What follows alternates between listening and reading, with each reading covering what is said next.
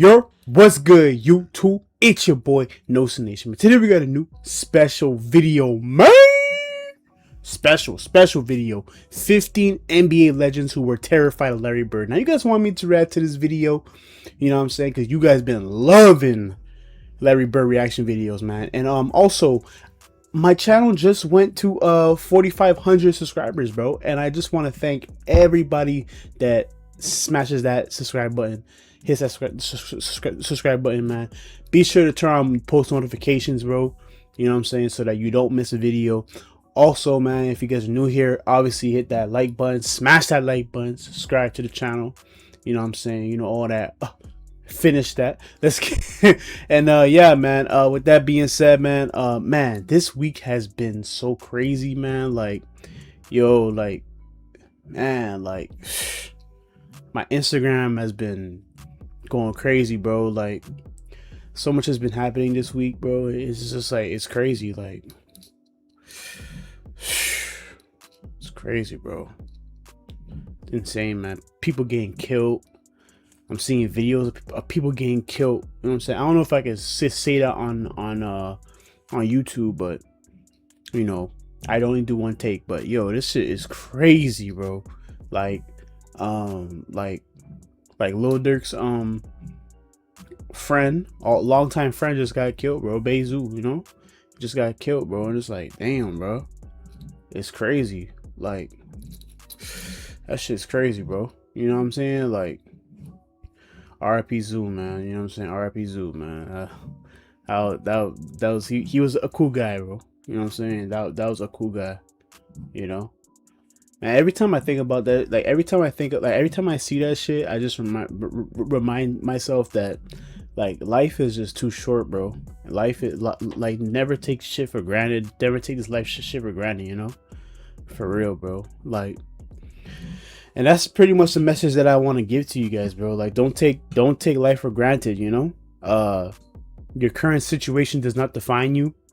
What defines you is your character and how you carry yourself and how you treat people. That's what defines you, you know?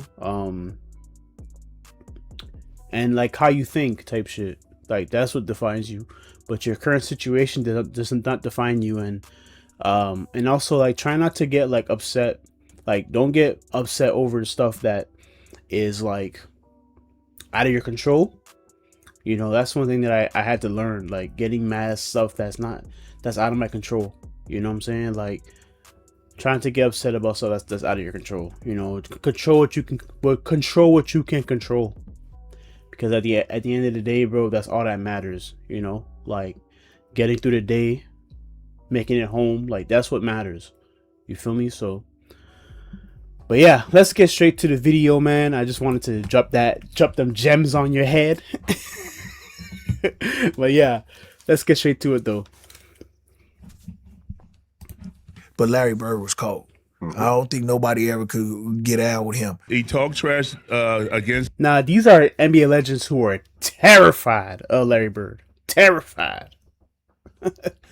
Actually, let me switch this to green, bro, because we gotta be green for Larry Bird, man. You know what I'm saying? Larry Bird played for the Celtics. You know what I'm saying? You already know green is my favorite color, but you know what I'm saying? I don't whatever. Talk trash with against everyone else, and I'm looking at this guy like he's nuts, you know. When you talk about NBA players that would put fear in other players, the first people that will come to your mind will be somebody like Jordan, Shaq, Kobe, or maybe Kevin Garnett. But I feel like there's one guy that should be on everybody's top 5 when talking about the most feared NBA players, and that is Larry Bird. Like the trash talking he was having with other players. Yo, it's crazy. Austin Reeves just scored 51 points, and that's very impressive. You know what I'm saying? That's very, very impressive.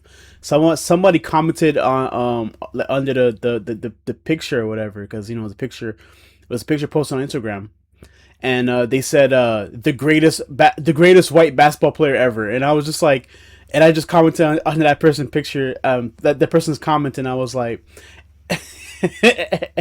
and I was like, Larry Bird has something to say about that statement, bro. But for real though, like, come on, man. Like, you can't. Austin Reeves is great, but come on, man. You can't say he's the greatest white basketball player ever. Like, come on, man. Stop it. Bro. Cut it out. Cut it out, bro. And I'm a Lakers fan. I fuck with the Lakers. You know what I'm saying? Like, but nah, man. Stop it. Y'all glazing with that shit. Would just disrespect. So we will start with number 15, David Robinson, aka the Admiral, who left an indelible mark on the NBA with his extraordinary skills and contributions to the game. There is rarely any footage of David Robinson talking about Larry Bird, but there is an interview a year ago when someone asked him who was his favorite player to play against, and this is what he said. And I know a lot of you young folks may not really remember Larry Bird that well, but that man was a magician. And yeah, no, he was amazing. And he was 6'9", and he had the skill set of a guard. He wasn't that fast. He wasn't that great of an athlete. He had the heart of a lion. And wow. And so playing against him was kind of my real first taste of, man, I want to do that. Right? I want to compete against that every day. That's the kind of thing that's going to make you a monster. And there were a lot of great players. I mean, make no mistake, I've faced a lot of great players every day. But I think when I came into the league, Larry Bird was at his peak, and he was incredible at what he did. And he admirable, man. And he came to work every single day, and I admired that. And so I think he was my favorite to play against, particularly early in my career. Number 14, we got Gary Payton, one of the most well-known trash talkers in NBA history, who had intimidated many players in his career. But it is shocking how highly he speaks of Bird after all the battles that he went through against Jordan. He will still pick Larry Bird when it comes to getting into your head. Man, you had Gary Payton and Michael Jordan going at it as like two bald head ass niggas. Two bald head ass basketball players going at it. Talking trash and shit. You know what I'm saying? Like that shit's so funny. For real. Like imagine like they at the court like, man, you still got hair on your head? And it was like, bro, you got hair on your head. What you talking about, man? Like, you know what I'm saying? You gotta shave it, man. You gotta shave it so that it don't grow back. it don't grow back. Man, your hairline fucked up.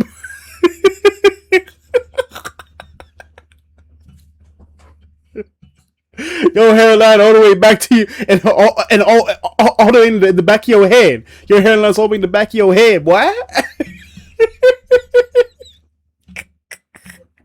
This man was a trash-talking connoisseur, but the way Larry Bird was talking trash was something he never experienced. And Larry Bird would shoot it anywhere. If you think about how many times he won a championship and what he was doing and what he was averaging, people don't understand. He was like, oh, he was slow. He wasn't. Nah, he was just smart. You know what I'm saying? He was smart and he can get it. He can get His it done. His passes are crazy, he wasn't MVP bro. all them times, all the All-Stars, all them times for nothing. I'm gonna take you over to this corner. I'm gonna dribble 2 times. I'm gonna hit your ass in the face, and it bet not touch the rim. Wow. And then he said, if it do, I'm gonna come right back and do it again until it touch it. That's how Larry Bird used to get at. Damn, that's crazy. Yeah, Larry Bird was the coldest shit talker ever, man. And he bagged it up because he was so cold. That's you know crazy. what I'm saying? So people ask people about him. Motherfucker used to tell you, boy, you can't do shit with me. I'm too motherfucking good for this. Wow. I'm gonna give you a Christmas present. This jumper in your face. He used to always say this, man. Next, we got Dominique Wilkins, the human highlight film. He was a dominant force on the court, captivating audiences with his Wilkins was electrifying crazy and scoring prowess. He had a versatile offensive game, capable of scoring from various positions on the floor. In the 1980s, Wilkins and Larry Bird had a fierce rivalry. They had one of the most memorable playoff battles in NBA history. Dominique Wilkins shared his experience of what it was like going against Larry Bird as a rookie, and this was hilarious. First time Bird ever talked trash to me. It was my rookie season, my first game I ever played against him. And so I go shake his hand, and he put both hands behind his back. And I'm saying, okay, he getting his head ready to play. And first play of the game, he says, I don't know where they got you guarding me, Holmes. And he shoots a 3. Now, I wasn't upset he made the 3. I said, but this son of a gun just called me Holmes. Look, I was pissed. I said, I wasn't mad he hit the 3, but this some bitch just called me Holmes. And so it's set up for a really interesting game. Because I remember one time I came down and I dunked it on him. He laying on the ground. He fouled me, and I'm pointing. And he said, "Hey, Rook." I said, "What?" He said, "What?" He said, Damn. "I like you. You got, he said, you got balls, but I'm still going to get 30 on you." And he said, "Hey, Rook." I said, and so I gotta see that again. it's set Hold up on. for a really interesting game. Because I remember one time I came down and I dunked it on him. He laying on the ground. He fouled me, and I'm pointing. And he said, "Hey, Rook." I said, "What?" He said, "What?" He said, Yo, Dominic Brookins dunked this. Oh, Larry Bird, bro. What? "I like you. That was you got, crazy. He said, "You got balls, but I'm still going to get 30 on your ass." He got about 38, but I had to pay my dues. I wasn't upset about that because, back then, as a rookie, you got to pay your dues. Simple as that. He backed up whatever he said.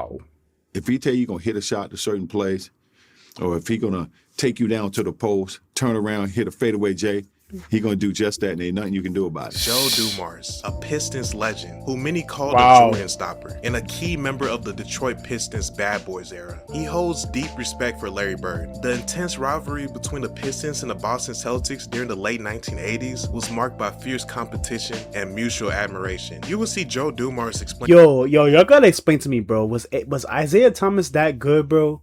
Like, let me know in the comments, bro. I know they won 2 championships and stuff like that, but y'all Jordan fans, y'all hate him, bro. Why? Like, okay, I get it, but like, come on, bro. Like, at least get a guy some respect. You feel what I'm saying? Like, y'all don't respect him. I don't know why, bro. Jordan fans, Larry Bird fans, like, y'all don't respect Isaiah Thomas, bro. Why don't y'all respect him, bro? You know what I'm saying? Y'all like, I don't know. Y'all always say, "Oh, Isaiah Thomas, blah blah blah blah." Like, you know what I'm saying? Like, I don't know. How smart and tough Larry Bird was playing against, like it was a chess match. I said, but please, Maybe I'm just being messy. I don't know. let's not forget how incredible Bird and the Celtics were in their prime. I said they were almost impossible to go in there and beat. And they said, why? I said, because you could not make a mistake with them.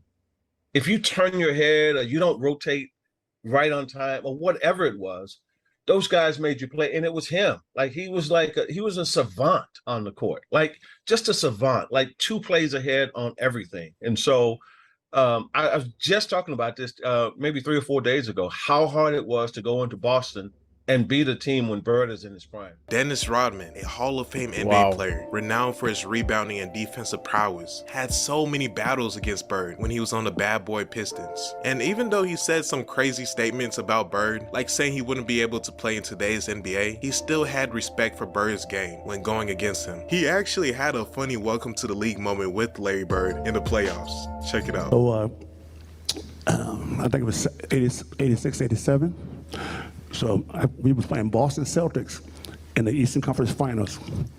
So they gave me the task of guarding Larry Bird. So it's guarding Larry Bird. I'm like this 25-year-old rookie in the league. They said, "Dennis, you have to guard him." And I'm like, damn. You know what I'm saying? Guard him. So that was my whole job, to guard the toughest guy on the team, on the other teams. So, so I'm guarding him. And every time I turn my head, he's over there in the 3-point line. He said, "I'm over here, Rook." I'm like, I got to go out there and run out there like a dumbass. Let's go out there, try to contest him. He'll hit the 3. I'm like, okay, Next, we got 2 legends, Karl Malone and Isaiah Thomas, who played against Larry Bird for almost all of their career and had intense playoff matchups. They shared their stories of how Bird used to talk trash during clutch moments. I remember sitting on the bench watching Kevin McHale and Larry Bird. And Larry Bird did something. To me, I'm still marveled at this. And he got so many people. It was a timeout. And one of our teammates, Bart Kofold, had a camera. Right. He's taking pictures. So Larry Bird came over there and looked at our bench. And he said, 3-pointer from right over here. So I'm sitting over there looking like that Babe Ruth calling your shot already, right? Yeah. Wow. So Isaiah, I'm sitting there looking. He looked down at the floor. Hell, everybody looked down at the floor. He like he threw something. And he hit a 3. Oh, can you believe that? And I remember Kevin kind of looking over at the bench like this gonna be a long. See, before Steph Curry was shooting threes and then running back and then running on defense, Larry Bird was shooting threes and pretending to throw somewhere. You know what I'm saying? And like, okay, yeah, I got that shit. That's good. night. We walk out on the court, and he said, "Who guarded me?" Larry used to always call me Cheesy, right? He's like, "Cheesy, who guarded me?" And I was like, I got Kelly, I got Lamb, I got Benson. He's like, "You ain't got no brothers?" He's like you? He's like you. Disrespecting me. That's what he said. Straight up. That's exactly what he said. He said, "Hey man, you can't put no white dude on me. That is straight disrespect." Right? He said, "Don't put no white dude on me." So check this out. So He said, "Don't put no white dude on me. You disrespecting me right now. Do you got any brothers?" the next year we come back, I said, "I got somebody for your ass," right? Yeah. He said, "Who you got?" I said, "Robin." Damn. He said, "Okay, he's a little better." He said, "But don't ever put no white dude on me because that is disrespectful." I was Larry. like, "Okay." Patrick Ewing, a New York Knicks legend Damn. and one of the best centers of all time, is close friends with Larry Bird and has voiced admiration for Bird's skills, basketball knowledge, and leadership on multiple occasions. And he told people that Larry Bird's trash talking was the real deal. He talked trash against us, talked trash with against everyone else. But you know, the difference is he could back it up. He could back it up. You know, I remember, like I was saying, growing up in Boston, people all used to always talking about that he can't jump, he can't do this, he can't do that.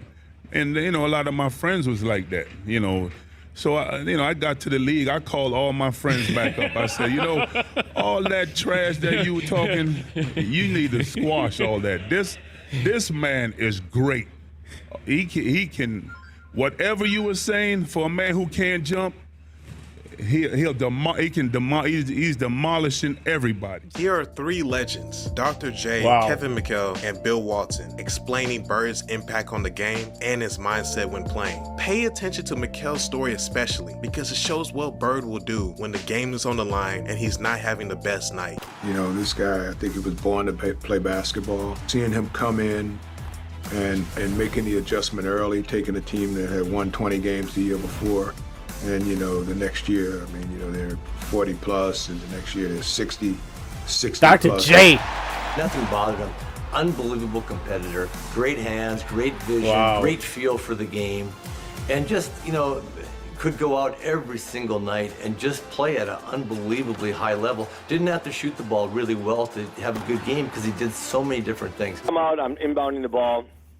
Larry, we drop a play, we're walking out there. Larry says, "I'm going to shoot a three. I'm going to win it right here." And I'm like, "Larry, no. I just make it two. We're just going to overtime." I'm thinking, my God, you haven't made a shot all game long. Don't do that now. So we walk over there, and Larry walks by the bench. Yo, what's crazy, bro, about all this, like, just, like, watching this video, bro?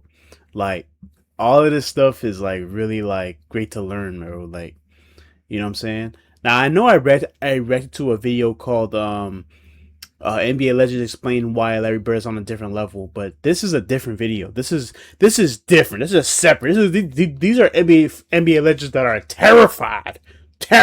Like, you know what I'm saying? Like, they see Larry Bird. They saw Larry Bird come on the court and was shaking in their boots. You know what I'm saying? Like, but you know what's crazy to think though? Like, the people in the 80s, right? Who watched Larry Bird, they probably thought, man, this guy is like this guy is like the best that you could get. Like, you know what I'm saying? And then Michael Jordan comes into the league and then was like, and then it's like, oh shit. Like, this guy is even better. Like, so, like, as far as skill set. So, like, it's like, damn, bro. Like, it's crazy to think about, crazy to think about a little bit, And then, like, yeah, Magic Johnson as well. Like, Magic Johnson and, like, Larry Bird are, like, neck to neck type shit. You know what I'm saying? Like, Like they're neck to neck for sure, for sure.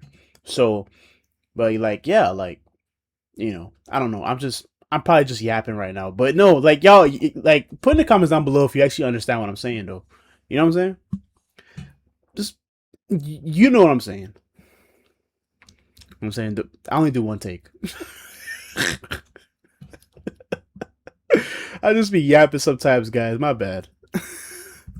And he tells the Phoenix bench, he said, "Nah, I'm fixing to jump out here, bust this play, and knock a three down on you and go home." And the bench looks at him and stuff. So Larry busts the play, jumps out, gets the ball on right, kind of in front of their bench at the 3-point line, shoots it. As he lets it go, he looks at the bench and said, "Told you so," and starts running to the locker room. The ball rips through. We win Yo, by that one. shot is crazy. The bench coaches have this. El Bianchi's got this look on his face, like honestly, like he's seen a ghost. He's just sitting there. And I walk by and I go, "Does it all the time." And El Bianchi just shakes his head. But that was classic Larry. A will to win, unbelievable amount of confidence. But the best thing was he had no idea what I was thinking in my mind. Like, am I really going to throw it to him? He hasn't made a shot all the fourth quarter. But he ran in, and by the time I got in there, he had already popped a beer. He had a beer in his hand, and he was laughing. And I just walked up to him and gave him a hug and said, "Man, you are something." Nobody worked as hard as Larry. He was the first guy there. He was the last guy to leave. He wore that body out with the jumpers and the run. Man, R.I.P. Bill Walton, man. And the concentration and the focus and the discipline and the sacrifice. He had it all. Wow. He wanted the light on him. He wanted the focus, and he wanted that ball. And if it ever got to the point where Casey Jones, a coach who we just loved and would do anything for, if Casey would ever call somebody else's play, Larry would just say, no, I'm shooting this ball, and he would.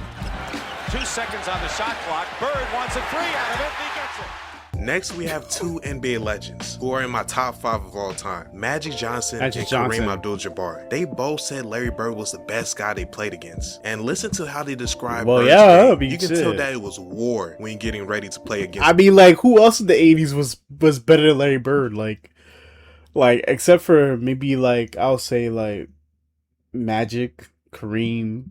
Like I said, Magic and Larry are, like, neck to neck.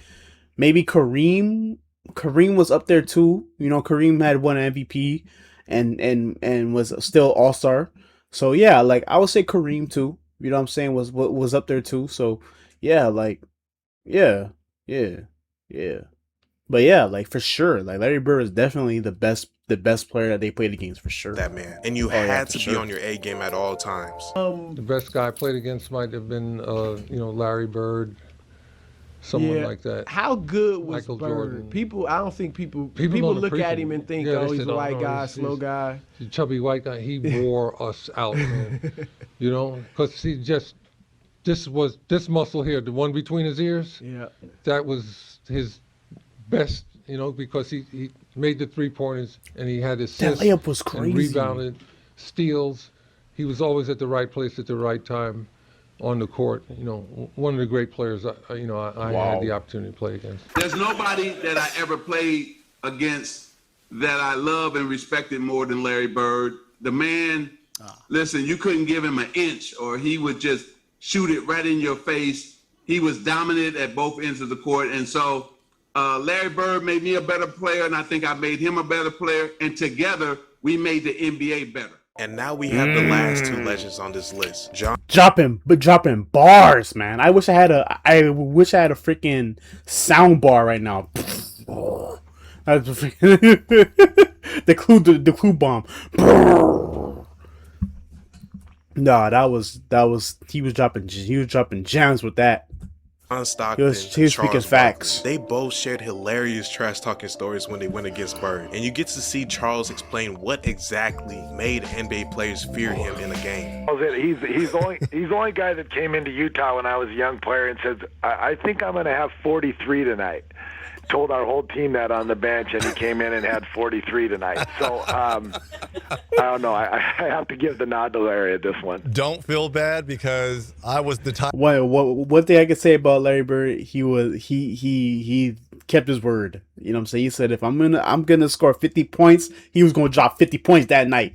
tiebreaker on the poll question, and I picked Larry Legend as well. So I'm with the same company. So God, Bird talk trash to everybody. But didn't he? Did he get to a point where he had respect for you? I always tell this story about Larry Bird. I remember him. He was cursing under his breath, and I asked him, I said, Larry, what's going on with you? He says, you guys are being disrespectful to me. And I says, what are you talking about? He says, you guys are putting a white guy on me. That's disrespectful. Wait, who's the white guy you put on him? I can't remember who it was. I just started laughing. I had no comeback. But he says, it's disrespectful when y'all put a white guy on me. Damn. And I'm sitting there like, I'm laughing in the middle of a game. Like, Larry beat you with his will and his mind. But he didn't have the athletic. So Charles Barkley's number one. So that means Charles Barkley was the most terrified of Larry Bird.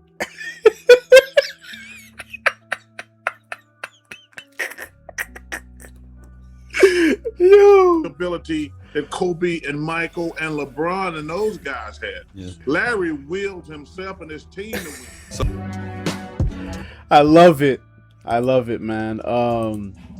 What a dope video, man. Shout out to Young Gala. That being said, man, hope you guys enjoyed that reaction, man. Thank you guys for watching. Man, RIP Janai, RIP Zoo, RIP Nipsey, Free Dirt, man. See you guys next video. Thank you for watching once again, and I'm out, man. Peace.